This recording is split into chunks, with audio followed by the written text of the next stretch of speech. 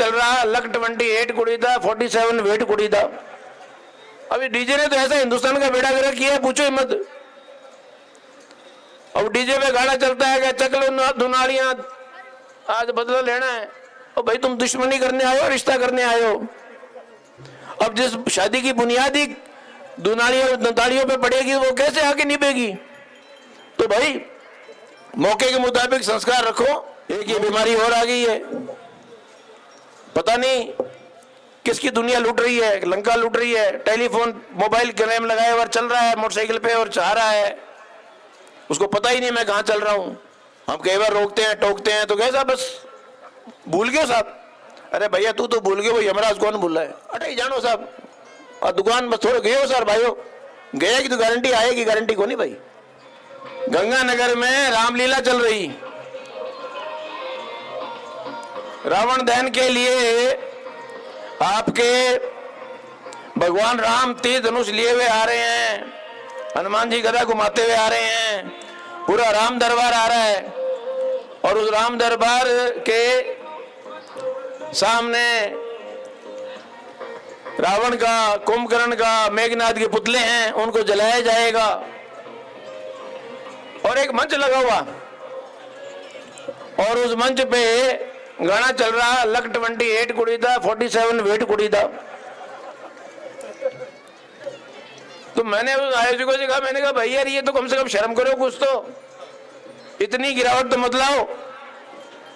अब वो क्यों गंगानगर पंजाबी इलाका है भाई, पंजाबियों के बोले साहब बीड़ी नहीं कटी होती। तो मैंने कहा तुमको पीले चावल दिए जो बीड़ी कटी करनी है, फंक्शन करो तो घर में कर लो, और अगर पब्लिकली भी करते हो तो कम से कम एक रीति रिवाज, एक दस्तूर। हमारे गुरुजी ने कहा है जाने गीत विवाह गाइए, आते हैं तो विवाह के गीत विवाह में गाइए। अभी डीजे ने तो ऐसा हिंदुस्तान का बेड़ा गर्क किया है, पूछो ही मत। अब डीजे पे गाना चलता है कि चक लो दुनालियां, आज बदला लेना है। और भाई तुम दुश्मनी करने आए हो, रिश्ता करने आए हो।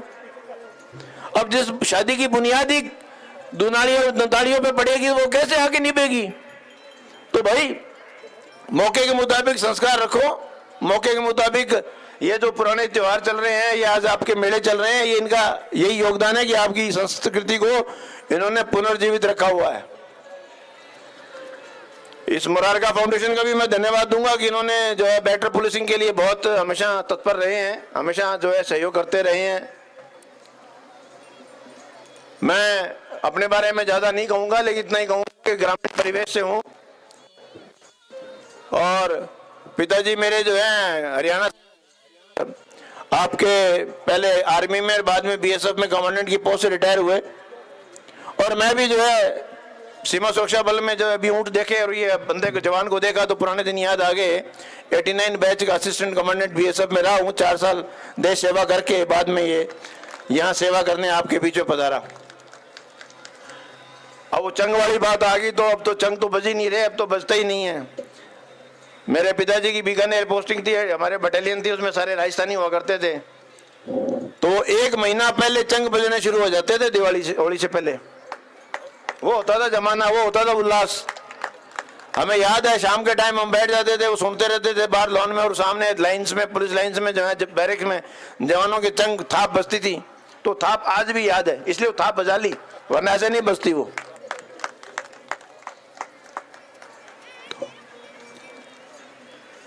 आप सब यहाँ पधारे, मैं ज्यादा समय नहीं लूंगा। हमारा एक सड़क सुरक्षा सप्ताह चल रहा है, सप्ताह क्या महीना चल रहा है, इस बार उसको लंबा कर दिया। पुलिस अधिकारी होने के नाते, एक सामाजिक प्राणी होने के नाते, एक मौजूद व्यक्ति होने के नाते मुझे बड़ा दुख होता है कि हम हमारे बनाए हुए कानून की अवहेलना करने में शान समझते हैं।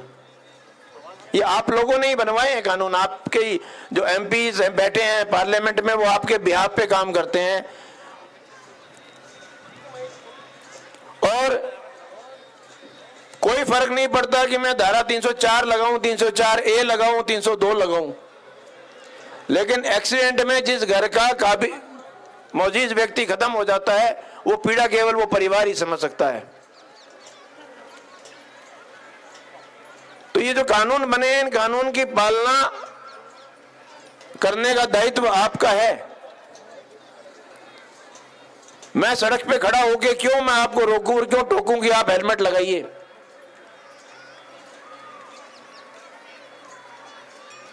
क्या ये जो आदमी बैठे हैं इनकी अपने परिवार के प्रति कोई जवाबदारी नहीं है कि एक्सीडेंट हो गया और मैं मर गया तो मेरे परिवार का क्या होगा? ये जो माताएं बैठी हैं, क्या इनकी जवाबदारी नहीं है कि अपने पति को, अपने बेटे को घर से बाहर निकलते वक्त उसको हेलमेट लगवाने के लिए कहें? ये जो बच्चियां बैठी हैं, ये भाई बैठे हैं, क्या इनकी अपने प्रति, परिवार के प्रति जवाबदारी नहीं है क्या? जागरूक बनिए, जवाबदार बनिए अपने आप को और सुरक्षित चलिए। एक ये बीमारी और आ गई है, पता नहीं किसकी दुनिया लूट रही है, लंका लूट रही है। टेलीफोन, मोबाइल क्लेम लगाए और चल रहा है मोटरसाइकिल पे और चाह रहा है, उसको पता ही नहीं मैं कहां चल रहा हूं।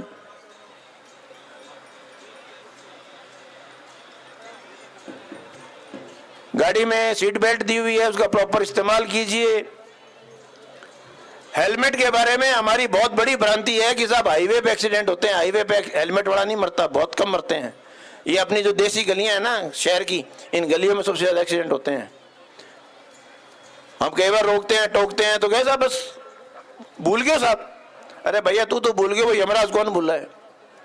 बट माफी कौन ही, वो सेकंड चांस नहीं देता कभी भी किसी को। अटे जानो साहब, और दुकान बस थोड़े गए हो सर भाइयों, गया की तो गारंटी आएगी, गारंटी को नहीं भाई।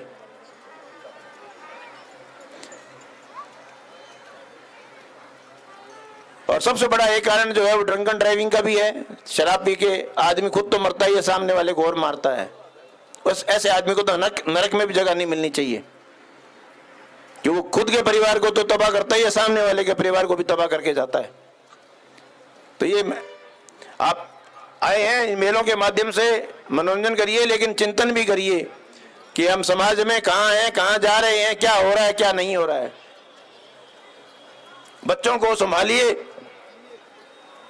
मेरे पास ऑन एवरेज दिन में 3 जोड़े पेश होते हैं कि साहब हमने लव मैरिज कर ली है या हम लिव इन में रह रहे हैं। ये समाज कहां जा रहा है, विचार करिए। इसके दोषी आप हैं। Parenting is a 20-year business.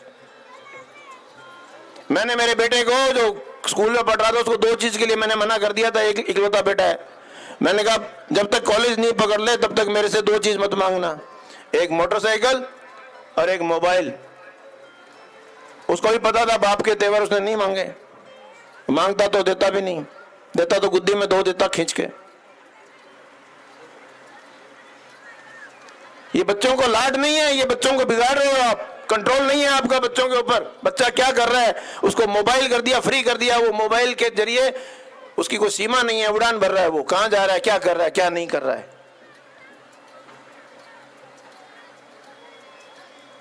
बहुत दुख होता है जब मैं देखता हूं, और फिर माँ बाप हमारे पास पेश होते हैं और रोते हैं कि साहब एक बार बच्ची से मिलवा दीजिए, और बच्ची कहती है मैं मिलना नहीं चाहती। जिस साल 18 साल उस घर में रही हुई बच्ची अपनी मां से मिलने से मना कर देती है। ये समाज है हमारा। ये हमने बच्चों को प्यार दिया है, ये लाडपाल किया है हमने, ये हमने बच्चों में कॉन्फिडेंस जनरेट किया है, ये बच्चों की हमने परवरिश की है। चेत जाइए बीबी, आप जागिए, चेतिए, बच्चों के दोस्त बनिए, बच्चों को उनके सुख दुख में, उनके हर चीज में उनको शामिल करिए। कुछ बातें मेरे मन में आई थी समाज के नाते, एक अधिकारी के नाते, एक मुखिया के नाते, मैं जो देख रहा हूं हो रहा है, इसलिए मैंने अपने उद्गार प्रकट किए। आप इस में आए हैं उत्सव में, उत्सव मनाइए। जीवन एक उत्सव होना चाहिए। अपनी परंपराओं को जीवित रखिए। परंपराएं अच्छी हैं, लेकिन जो एक बात बताई वो परंपरा में अगर गलत है तो उसको हम प्रदर्शन नहीं कर सकते।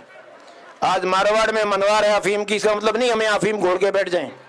समाज में मान्यता हो सकती है, लेकिन इलीगल है। अगर स्मोकिंग इलीगल है, हुक्का इलीगल है तो इलीगल है, उसको प्रदर्शित नहीं कर सकते हम किसी भी आड़ में गलत काम को पॉजिटिव पेश नहीं कर सकते और करना भी नहीं चाहिए। गलत गलत ही रहेगा। नशा गलत है तो है, उसको किसी भी रूप में हम सही नहीं ठहरा सकते।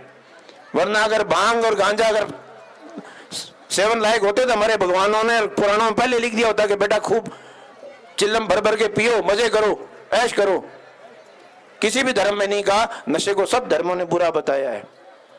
इसलिए अच्छे आचरण और अच्छे उदाहरण पेश करिए। समाज बहुत कुछ देखता है, इस मंच से बहुत कुछ सीखता है और फॉलो करता है। धन्यवाद। जय हिंद।